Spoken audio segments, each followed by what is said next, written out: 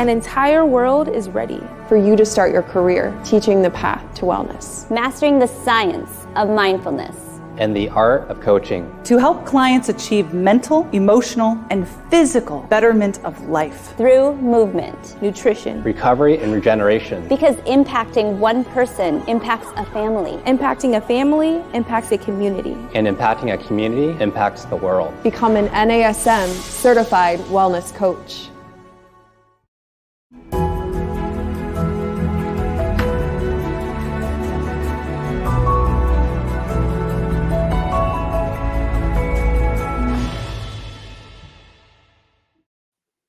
Hey everyone, welcome to our Strong Mind, Strong Body podcast. I'm your host, Angie Miller, and today we are going to talk about relationship wellness. So I'm going to give you some tips to improve the health of your relationships. I think as fit pros and fit enthusiasts, we are all into a healthy lifestyle, healthy nutritional habits, healthy habits when it comes to fitness.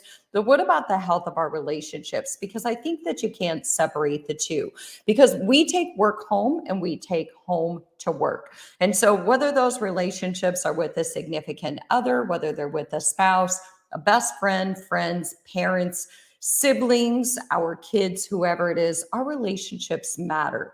They keep us connected to the world. They keep us grounded. And also our relationships are also a mirror through which we see ourselves. So the better our relationship, the better our mirror, the better our reflection that we see ourselves in, and the better the way that we see other people. So here's the deal. I think that, most of us, our relationships aren't what we see on TV. I don't know about you, but my friendships, I love my girlfriends. I've had so many friends, guy friends, girlfriends over the years, but we don't get to meet at the local cafe like they did on Friends and just diss about everything that's going on in our lives. We just don't have that opportunity to do that. And now we are such a Zoom connected world. Chances are our spousal relationships, our relationships with significant others, they don't look anything like they do on TV. We don't generally resolve conflict as readily or as easily. And so that being said, there's another component to that.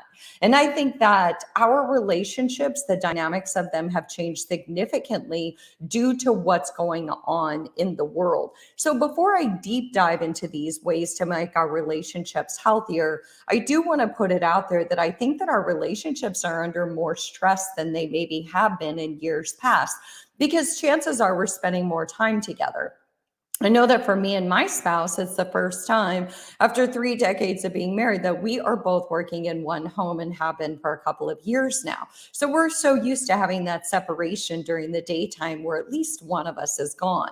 And so when you have more time with one person, but less time maybe with friends who you're used to seeing, but maybe you're not getting on planes as much as you used to, or you're not seeing your family or your siblings as much as you used to. Sometimes we have a tendency to put more pressure or more expectations on that one relationship that we're with the most. And so that puts even more pressure on these relationships that might have already been under some pressure. So keep in mind that sometimes we might have these expectations for the person that we're living with that we wouldn't have had if the world was the way that it used to be and we had more dynamic interactions with everyone. So I say all that not to be doomsday, but in fact to say that I think that that begs for these tips even more. Because if we're going to spend more time together, we might as well have better ways to interact with one another. So maybe this is coworker relationships. Whatever you get out of this, use it in all of your relationships, because I think it applies to everything.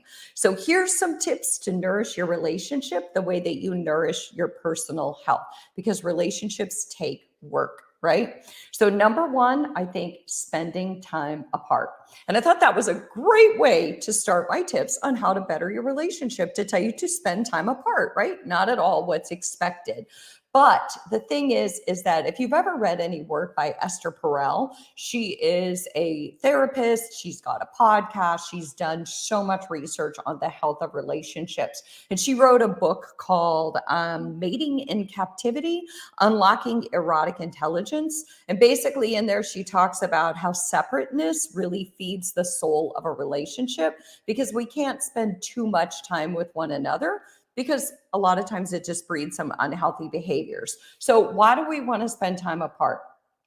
Well, as counterintuitive as it might be, it gives you and your partner much needed autonomy and personal space. Every one of us benefits by building our relationships by spending time together, and we benefit by building our relationships by spending time alone, by doing things with our partner that we love and doing things alone that we love. Because I think that the key to this is that we have time in self-reflection. And self-reflection is a key component to our personal health and to our relationship health. When we spend time away from one another, we get to kind of rediscover or tap into, again, who we are and what's important to us. We get to touch base with our own personal needs. And we have this sense of autonomy and independence, so that we're valuable not just to that significant other, but we're also valuable to ourselves.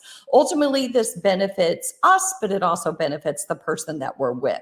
As a therapist, I always suggest that couples spend intentional time apart and they spend intentional time together.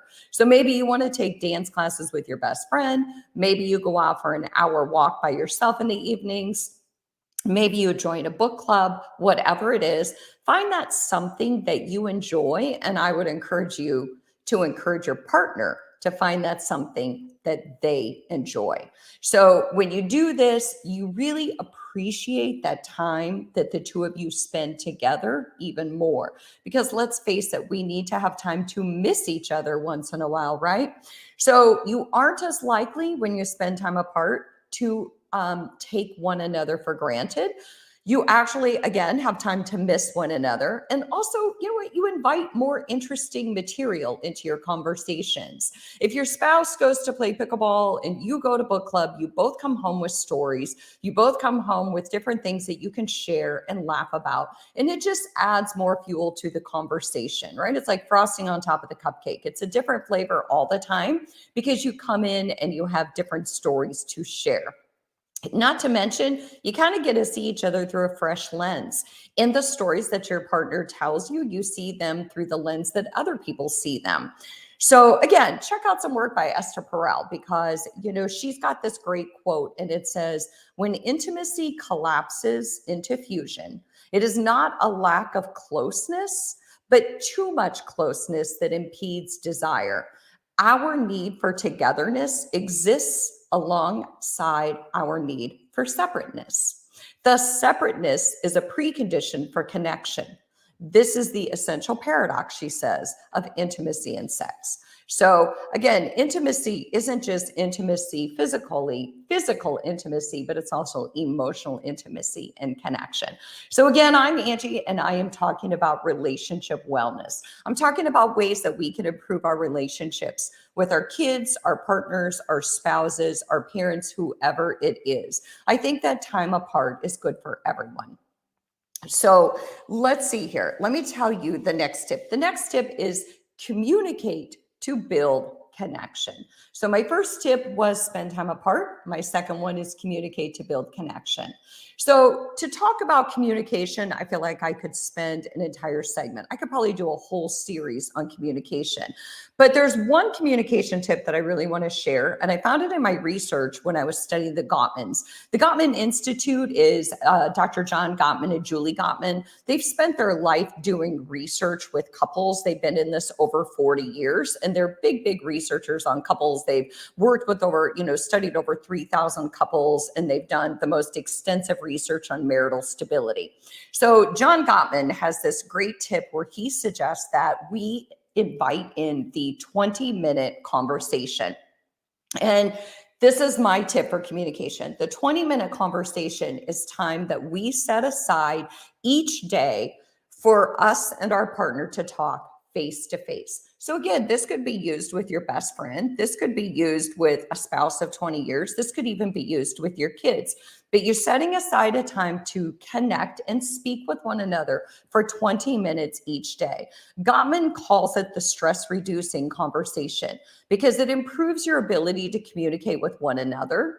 It builds connection and it encourages you to be fully present and focused on one another. So this means no cell phones, no devices, no TV, no answering the phone, just 20 minutes of face-to-face, eye-to-eye communication and contact where you share narrative and stories with one another. Maybe this is where you share the book club stories. Maybe this is where your partner shares the pickleball stories, but you come together and you share your stories. So this is a way for each of you to kind of tap in and actually listen to one another and make sure that life doesn't get in the way of you sitting back and talking to a friend one day and being like, I don't remember the last time my spouse and I or my partner and I sat down and actually had a conversation. And sometimes people who aren't married look at people who are married and they think, what do you mean you don't remember the last time? But life can easily get in the way and we can realize that we're not sitting down to have intentional conversation.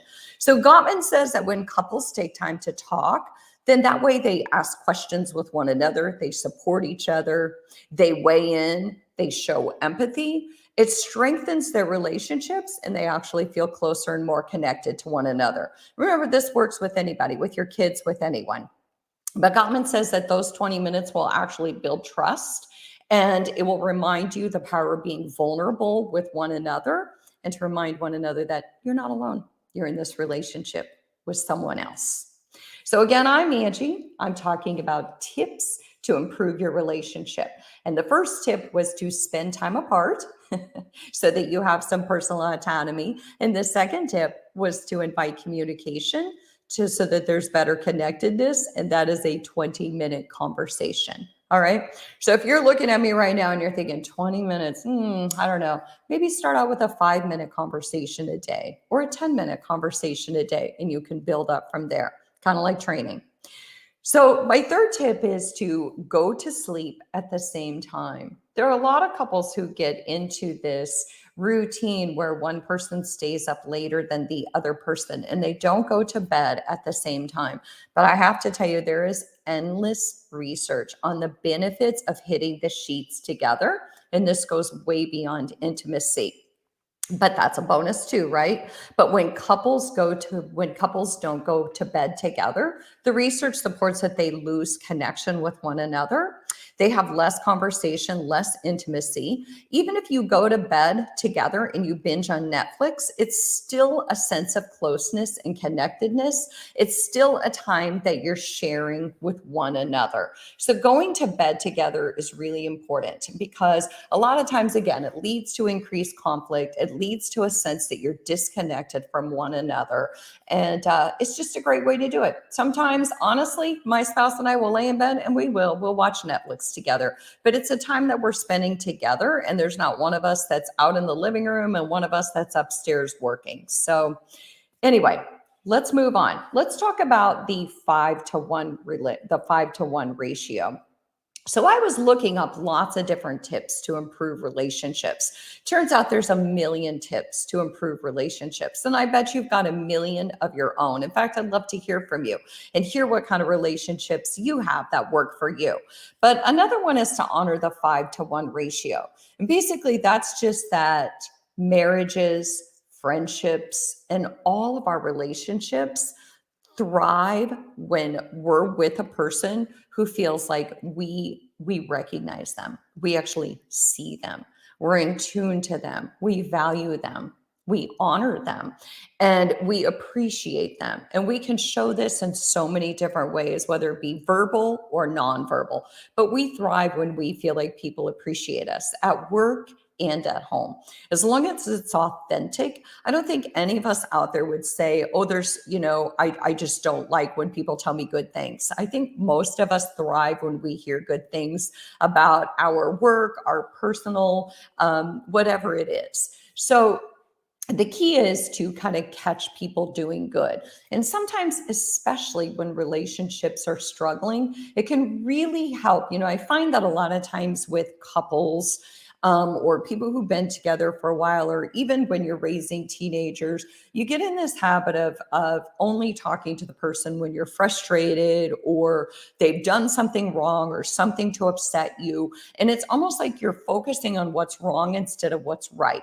And so the 5-to-1 ratio means that you got to pick 5 good things to 1 negative thing. So you have to come up with 5 things they're doing right, 5 things you appreciate about them if you're going to tell them something that you don't. We have to make the ratio go the other way. Otherwise, it just feels like your partner is forever dissatisfied, or maybe your teenager feels like you're forever dissatisfied. So when you go to someone with something that you feel like they need to improve, have 5 good things that they do right. If you can't do 5, do a 3-to-1 ratio or a 2-to-1 ratio. Just make sure that the positive side is higher than the negative side, and at least double down. Like I said, at least a 2-to-1 relationship or a 2-to-1 ratio. It could be simple things like, thanks for taking the kids to school. Thanks for taking the dogs on a walk. Thanks for putting your dishes away. And again, these are things that you can share with kids, but it's just about catching people doing good. It's about looking for what's working versus looking for what's not working. Because when you get down in the mud in your relationship, it's really easy to focus on what your partner is doing wrong or what other people are doing wrong, coworkers are doing wrong. But what about what is going well? What about what's going right? So, sometimes it's just that daily routine, the daily contributions that your kids or your partners or people are making to your life that make your life better. And you want to make them feel valued and recognized. Because trust me, when you do, they're going to do more of it. Okay. So the 5-to-1 ratio. Number 5, fight fair. This is a big one. I don't think, sometimes when couples tell me, oh, we never fight, I go, I'm not so sure. I think that's a wonderful thing. I think that we all disagree. And I think that disagreeing in relationships can actually be very healthy because we have to learn how to resolve conflict. Because at some point in a relationship, everybody's going to experience conflict. I think it's really difficult unless you just kind of melt into this person like a piece of hot chocolate. How are you going to have any personal autonomy in a relationship if everything this person says or does you agree with? So I think that it's normal to disagree, but it's how we disagree that matters the most. So none of us loves conflict. I don't think most of us love to argue, but I do think that again, that it can be healthy and it can actually foster more closeness and better understanding when we are able to disagree and then come around the corner and resolve that conflict in a healthy way. So according to Gottman, again, I go to Gottman for a lot of my research. They are just kind of the holy grail of research for relationships and couples. According to Gottman, kind of showing blatant disrespect, those are obvious ones like rolling your eyes or showing contempt. Obviously, those things are destructive. But another kind of destructive habit when we fight is to blame. It's the whole blame game. It's the whole using absolutes. You never do this. You always do this. And it's the you. And it's a lot of projecting out versus a very, very simple thing, which is just the I statement. I feel like, I wonder, I worry, I'm concerned. This is keeping it all on you and not assuming that whatever you're upset about is your partner's quote fault. So soft tones, I statements, respect rather than criticism, and just basically communication that says, I really want to work this out with you. So being able to fight fair, and a couple ways that I kind of encourage couples to fight fair is be able to take a timeout when you need to. Sometimes some people in a relationship, some people are not as emotionally regulated. In fact, you might have a partner who gets easily emotionally dysregulated. Maybe they anger quickly. And so maybe a timeout is necessary as long as you choose the time to have a time in, to come back. To not just assume that if you take a timeout, your partner's just going to get over it. So if you take a timeout, set a 20-minute or a 1 hour, and then make sure you time back in. Maybe another thing that is sometimes helpful for couples is if you're in a room and you're just not making any headway at all. This might sound silly, but go to a different room. Sometimes just a different scenery, walking through a different door, having a different environment can just kind of shift the senses all around, and we are able to kind of reset our nervous system. Make sure you're making eye contact with that person. Using a level tone of voice, and also practicing reflective listening. So I heard you say this, and then kind of repeating back what you heard, and then kind of giving your thought on that. And then guess what? Last but not least, how about just agree to disagree when you need to? I don't think that all couples need to agree on every single topic, and they can still love one another and they can still get along. Same with you and your teenagers, you and your friends, and you and any other relationship that you're in.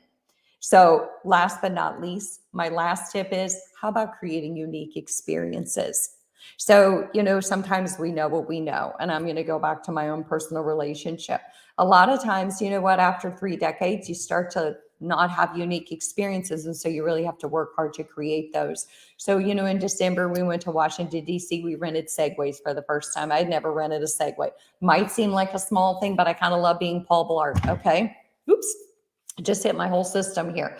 Sometimes, whatever those unique experiences are, they can be very, very simple. They can be things that you've never done together, but try to create unique experiences, both individually, but also as a couple, so that again, you have unique conversations, ways to reconnect and rediscover one another. So again, I'm Angie. I'm so glad. I'm so appreciative to our NASM and AFA fitness pros and to all the fitness enthusiasts who listen. And I just want to go back over those tips that I shared with you today. So I shared 6 relationship tips. And the first one was basically just to spend time apart. The second one was to communicate for connection, which was that 20-minute conversation. The third one was try to go to sleep, go to bed at the same time. The fourth one was honoring the 5-to-1 ratio. The fifth one was fighting fair. And the sixth one was creating unique experiences. So you know what? I'm sure you have lots of tips and ideas. If you do, feel free to email me or share in the chat, however you want to reach out. But thanks again for joining me, and I'll see you next week.